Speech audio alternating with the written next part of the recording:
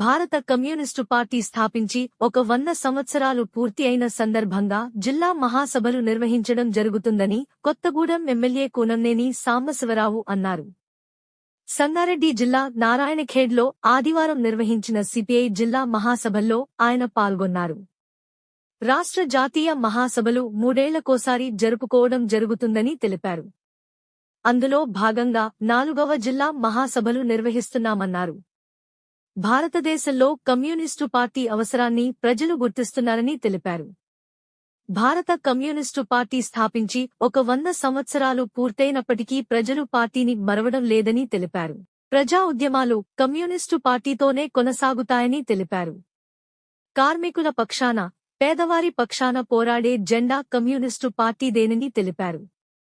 Communist పార్టీని బలోపేతం చేసేందుకు కృషి చేస్తున్నామన్నారు. సంగారెడ్డి జిల్లాలో పార్టీని బలోపేతం చేసేందుకు ప్రజా సమస్యలను తెలుసుకోవడం జరుగుతుందన్నారు. సంగారెడ్డి జిల్లాలో సాగునీటికి పోరాటం చేయాల్సిన అవసరం ఉందన్నారు. నారాయణఖేడ్ ప్రాంత అభివృద్ధికి రాష్ట్ర ప్రభుత్వం ప్రత్యేక దృష్టి సారించాలని డిమాండ్ చేశారు. నిరుద్యోగం రూపుమాపేందుకు ఫ్యాక్టరీలు పెట్టాల్సిన అవసరం ఉందన్నారు. సాగుకు ఉపయోగపడేలా ప్రాజెక్టు కట్టి రైతాంగాన్ని ఆదుకోవాలని డిమాండ్ చేశారు. బీసీ రిజర్వేషన్లను ఆమోదం తెలిపేలా రాష్ట్ర ప్రభుత్వం రాష్ట్రపతికి నివేదిక పంపడం జరిగిందన్నారు. దాన్ని రాష్ట్రపతి ఆమోదం చేయాల్సి ఉందని తెలిపారు. దీనికి బీజేపీ స్వార్థం కోసం అడ్డుపడుతుందని విమర్శించారు. కాళేశ్వరం ప్రాజెక్టులో తప్పు చేసిన ఎంతటి పెద్దవారినైనా వారిపై చర్యలు తీసుకోవాలని డిమాండ్ చేశారు.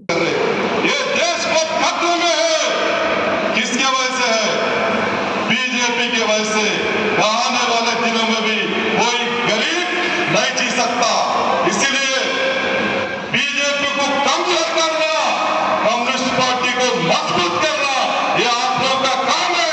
इसके लिए लड़ेंगे, गरीब के हर प्रॉब्लम के लिए.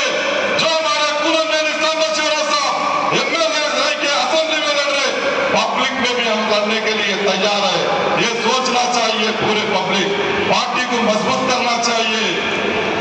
ఒకవేళ పరిస్థితి లేకపోతే ఈ దేశంలో పేదవాడు మరింత పేదవాడుగా మారేటటువంటి చాలా సంతోషంగా ఉంది. అందులో కమ్యూనిస్ట్ పార్టీ కొత్త పార్టీ అయిపోయింది, 100 ఏళ్ల పార్టీ అయిపోయింది, ముసలి పార్టీ అయిపోయింది అని చెప్తారు. ముసలి పార్టీ అన్న వాళ్ళకి ఒక్కసారి మళ్ళా నారాయణఖేడ్ రండి, ఎంతమంది యువకులు ఇక్కడికి వచ్చినారో, ఎంతమంది యువతులు ఇక్కడికి వచ్చినారో చూపెడతా అని నేను సవాల్ చేస్తున్నాను. కమ్యూనిస్ట్ పార్టీ అనేది ఇది నిత్య యవ్వనంతో కూడిన పార్టీ. ఇది నిత్యం నిరంతరం కొడతానే ఉంటుంది, పుట్టి నడుస్తానే ఉంటుంది, నడుస్తూ పరుగు తీస్తూ ఉంటుంది, మధ్యలో ఆగిన మరలా నడుస్తుంది. అలా నడుస్తానే కాలంతో పాటు పోటీ పడుతూ నడుస్తూ ఉండేది కమ్యూనిస్ట్ పార్టీ. అందుకని కమ్యూనిజానికి వయస్సు లేదు. కమ్యూనిజానికి 100 ఏళ్ళు 200 ఏళ్ళు అటువంటి వయస్సు లేదు.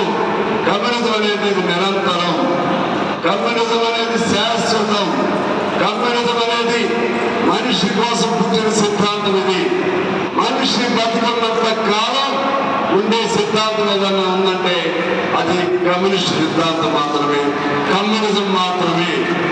కారణం మనిషి కోసం పుట్టిన పార్టీ ఇది. ఇవాళ మీరు అందరూ ఇక్కడ ఉన్నారు. ఇక్కడ ఉన్నవాళ్ళు మా సోదరి మన్ను గారు కొద్ది ఓపిక విన్నమ్మా. మొదటిసారి మీటింగ్కి వచ్చిన వాళ్ళకి సరిగా అర్థమైతే అర్థం కాదు నాకు తెలియదు, అయినా అర్థం అవడం కోసం ప్రయత్నం చేసి చెప్తారు. ఇవాళ చాలా పార్టీలు ఉన్నాయి ఈ దేశంలో. ప్రధానంగా ఇప్పుడున్న పార్టీల సంగతి చెప్తా. బీజేపీ ఉంది పైన, కింద కాంగ్రెస్ ఉంది, మనం కమ్యూనిస్టులుగా ఉన్నాం. ఇంకొక ఓడిపోయిన పార్టీ బీఆర్ఎస్ ఉంది. కమ్యూనిస్ట్ పార్టీలో ఎందుకు ఉండాలి అనే ఆలోచన మీకు రావాలి. అర్థమవుతుంది నేను చెప్పేది. ఎందుకు ఉండాలి కమ్యూనిస్ట్ పార్టీలో? దీనికి అధికారం లేదు కదా. కాంగ్రెస్ లో ఉంటే ఏదో నిల్లు వస్తాయేమో, బీజేపీలో ఉంటే ఇంకేదో వస్తుందేమో, బీఆర్ఎస్ లో ఉంటే ఒకవేళ మళ్ళీ ఏమో గెలుస్తుందేమో అని ఆలోచన సహజంగా రావాలి. కానీ మీరు ఇంకా లోతుగా ఆలోచించమని నేను కోరుతున్నాను.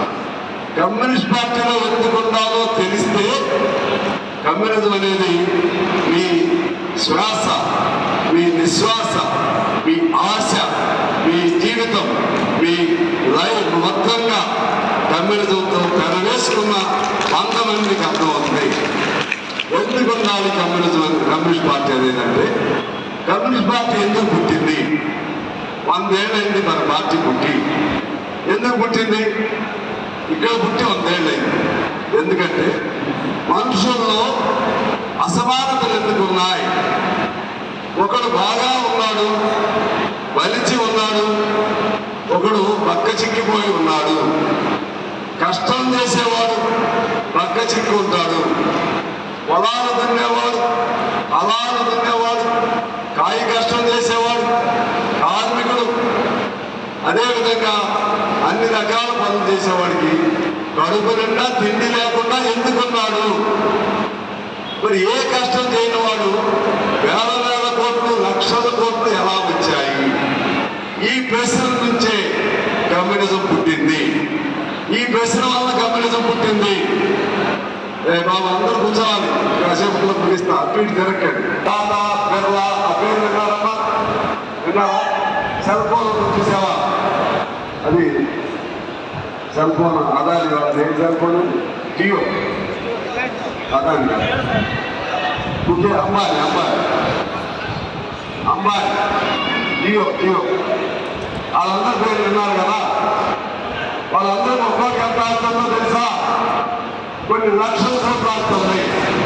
మన భారతదేశంలో సంపద మొత్తం మీకున్న ఒక 50 వేలు ఉంటే, నాకు 1 లక్ష ఉంటే, ఇంకోటి 40,000 ఉంటే, ఇంకోటి ₹1,00,000 ఉంటే, అన్ని ఒకసారి పోగిస్తే ఈ సంపదలో పార్టీ కలిగిందా? చిరంజీవి పార్టీ ఉందా? ఇప్పుడు జనతా పార్టీ ఉందా? ఇప్పుడు జనతాదళ పార్టీ ఉందా? ఇప్పుడు తెలుగుదేశం పార్టీ ఉందా? ఇక్కడ ఎటుపోయాయి ఆ పార్టీలు? అంటే అధికారంలో ఉంటే ఉంటాయి, లేదా పార్టీలు ఉండవు. కానీ మనం అధికారం ఉన్నా లేకపోయినా మనం పుట్టింది ప్రజల కోసం. ప్రజలు ఉన్నంత కాలం ఉండే పార్టీ మన కమ్యూనిస్ట్ పార్టీ. ప్రజల కోసం పుట్టాం మనం. కమ్యూనిస్ట్ పార్టీ అనేది ఉంది మన పేదల కోసం. మేము కూడా పార్టీ మారామనుకోండి, మంత్రి పదవి రాదమ్మా? చెప్పండి. మేము మారితే మా స్థాయిలో మంత్రి పదవి రాదా? నారాయణ లాంటి వాళ్ళు మారితే మంత్రి పదవి రాదా? సుధాకర్ రెడ్డి గారు లాంటి వాళ్ళు మారితే ముఖ్యమంత్రి అవ్వలేరు. ఇంకా చాలా మంది. కానీ మేము మారం. మీ దాంట్లో పేదలు ఉంటారు. పేదరికం ఉన్నా సరే కష్టం చేస్తారు తప్పితే వాళ్ళతో వీళ్ళతో దొంగలించాలని ఎవరు అనుకోరు. దొంగ బుద్ధి కలిగిన వాళ్ళందరూ రోజుకో పార్టీ మారుతారు.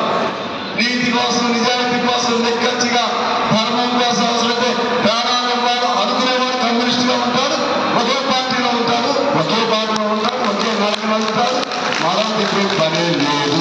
ఇది కమ్యూనిజం యొక్క గొప్పతనం అన్నాడు టీఆర్ఎస్ వాళ్ళు. అందుకు టీడీపీ వాళ్ళు నిలుస్తా ఉన్నారు, రాజశేఖర రెడ్డి నిలుస్తా ఉన్నాడు. ఈ దేశానికి స్వాతంత్రం వచ్చిన దగ్గర నుంచి ఇళ్ళు, బర్రె, గొర్రె, బల్బు ఇవే కదా చెప్పింది. 75 ఏళ్ళ నుంచి ఉద్యోగం, ఇంటికి ఒక ఉద్యోగం వచ్చినాయా? కాంగ్రెస్ లో ఉన్న వాళ్ళందరికీ ఇప్పుడు ఉద్యోగాలు వచ్చినాయా? ఇంతకుముందు టీఆర్ఎస్ లో ఉన్న వాళ్ళందరికీ ఉద్యోగాలు వచ్చినాయా? అంటే తెలియని తరంతో మనం పేదవాడు కాబట్టి ఆశ. ఏమో కమ్యూనిస్ట్ పార్టీలో ఉంటే ఏం లేదు, అధికార పార్టీ కదా, అందరూ పోతే ఉద్యోగం వస్తుందేమో, మా కొడుకు ఏమైనా ఉద్యోగం వస్తుందేమో, మాకు ఏమైనా ఇల్లు వస్తుందేమో, ఇది కదా మన ఆశ. కానీ వచ్చినాయా అని అడగండి. మీ చుట్టాలు ఉంటారు కదా కాంగ్రెస్ వాళ్ళు, అధికార పార్టీలో వచ్చినాయా? 75 ఏళ్ళు చెప్తానే ఉన్నారు కదా. వాళ్ళు చెప్పినట్టుగా వచ్చింటే ఇంటికి పిల్లలతో కాదు ఇల్లు వచ్చేది.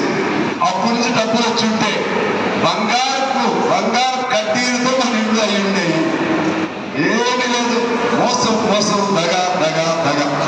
మన అమాయకాలను బలహీనతని ఆశ్రయాలు తీసుకుని మోసం చేయడం తప్పితే, దగా చేయడం తప్పితే వాళ్ళు ఏం చేయడం. అందుకని మీరు భయపడకండి. ఇందులో ఉంటే మనకి ఏదో రాదు, అందులో ఉంటే ఏదో వస్తుందని భయపడకండి. మరి అధికార పార్టీలో ఉండేవాడు కష్టం చేయకుండా బతుకుతారా? ఈ ఒక పాయింట్ ఏమన్నా మనం జాగ్రత్త చెప్పండి అమ్మా. మనం మీరంతా కష్టం చేస్తేనే కదా బతికేది 4 రూపాయలు వచ్చారు. మీ బంధువులు కాంగ్రెస్లో ఉన్నారనుకోండి, వాడు నేను కమ్యూనిస్ట్ పార్టీ మీ చిన్న పార్టీ, లేకపోతే మీకు అధికారం లేదు, నేను కాంగ్రెస్లో ఉన్నాను, కాంగ్రెస్ మాకు అధికార పార్టీ అని కష్టం చేయకుండా ఉంటే వాడి ఇంటికి వచ్చి అన్ని వచ్చి పడుతున్నాయా అంటే అంటే నువ్వు కష్టం చేయాల్సిందే, వాళ్ళు కష్టం చేయాల్సిందే. మా రేవంత్ రెడ్డి ముఖ్యమంత్రి ఉన్నాడు, మా నరేంద్ర మోడీ ప్రధానమంత్రి ఉన్నాడు, మేము మామూలు వరి అన్నం తినం అని బంగారం తిన్నారనుకోండి, బతుకుతారు వాళ్ళు. బంగారం తింటే బంగారం ఉండదు, ఒకవేళ తిన్నా కడుపు పగిలి చేస్తారు. అందుకని వాళ్ళని కష్టం చేయాల్సిందే. సంగారెడ్డి జిల్లా సిపిఐ పార్టీ 4వ మహాసభ నారాయణఖేడ్లో జరుపుకుంటా ఉన్నాం. 100 సంవత్సరాలు పూర్తవుతున్న సందర్భంగా కమ్యూనిస్ట్ పార్టీ మండల, అలాగే జిల్లా, అలాగే రాష్ట్ర, జాతీయ మహాసభలు అలా 3 ఏళ్ళకి ఒకసారి జరుపుకుంటాం. అందులో భాగంగా ఇవాళ ఇక్కడ 4వ మహాసభ జరుపుతా ఉన్నాం. ఈనాడు భారతదేశంలో కమ్యూనిస్ట్ పార్టీ అవసరం ప్రజలు గుర్తిస్తున్నారు. 100 ఏళ్ళైనా కమ్యూనిస్ట్ పార్టీ సజీవంగా ఉందంటే ప్రజలు అధికారం లేకపోయినా ఆదరిస్తూ ఉన్నారు. ప్రజా ఉద్యమాలు కమ్యూనిస్టులు లేకపోతే నడవు. కార్మికుల పక్షాన్ని కానీ, లేకపోతే పేదవాడి పక్షాన్ని కానీ పోరాటం చేసే జెండా కానీ, పార్టీ కానీ కమ్యూనిస్ట్ పార్టీ ఎర్రజెండా మాత్రమే. ఆ విధంగా కమ్యూనిస్ట్ పార్టీని మరింత బలోపేతం చేసుకునే లక్ష్యంతో, అలాగే ఈ జిల్లాలో ఉన్న సమస్యలను గుర్తించి ఆ సమస్యలపైన కూడా మంజూరా ఉంది, కానీ నీళ్లు లేవు, ఇక్కడ తాగునీళ్ళు లేవు, సాగునీళ్ళు లేవు, వాటన్నిటి మీద పోరాటం చేయాలి. ఈ ఊరు కూడా ఇంకా అభివృద్ధి చెందలేదు. ఇది కర్ణాటక, మహారాష్ట్ర, తెలంగాణ బోర్డర్గా ఉన్నటువంటి గ్రామం ఇది, ఈ పట్టణం ఇది.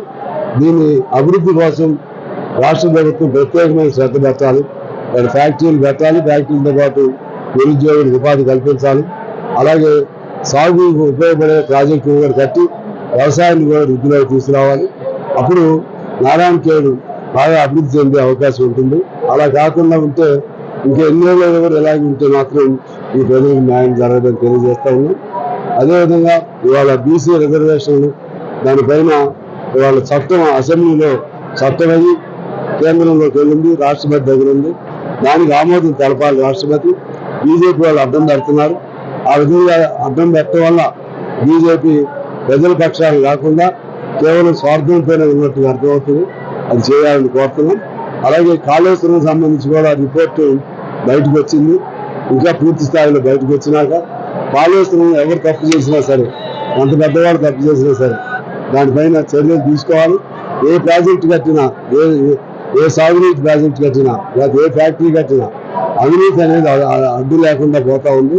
దాన్ని కంట్రోల్ చేయాలంటే కఠినమైన శిక్ష పడాల్సిన అవసరం ఉందని తెలియదు.